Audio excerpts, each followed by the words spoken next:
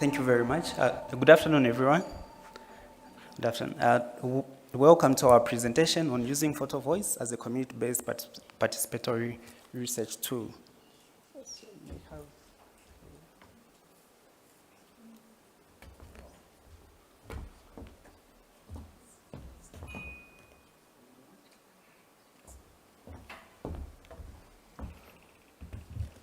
Okay, yeah, so adolescents and young people are at heightened risk of acquiring HIV.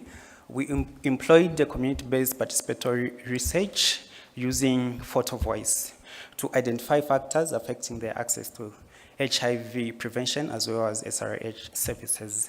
To do this, we trained 12 young researchers from the community. Photovoice is a method where we ask people to take photos of on a certain topic, and we ask them to interpret what those photos mean to them. So after we designed a prompt with the young researchers from the community, we then recruited 30 participants, including 5 who had hearing impairments.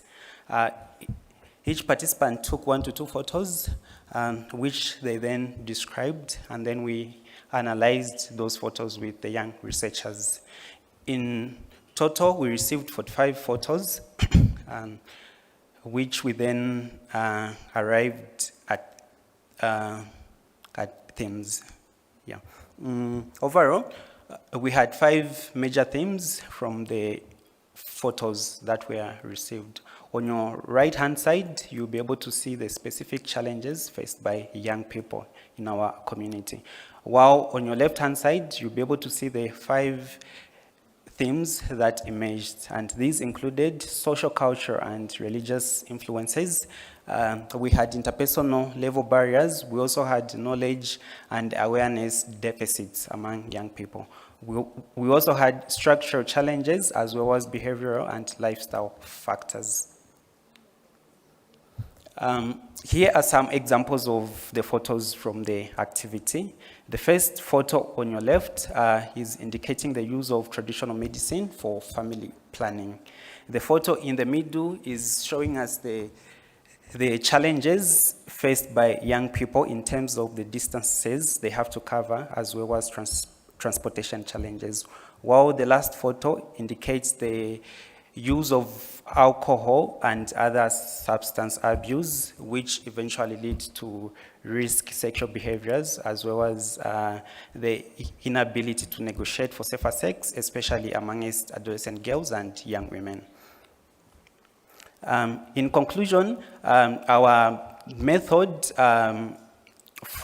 fostered meaningful group participation, including among people with hearing impairment. Overall, our study reviewed key barriers that can inform decision-making and improve targeted interventions, including those with hearing impairments. We would like to thank our stakeholders, our funders, as well as the young people from our community who are very, very invaluable. Thank you very much, and if you have time, please pass through to see our poster number 13.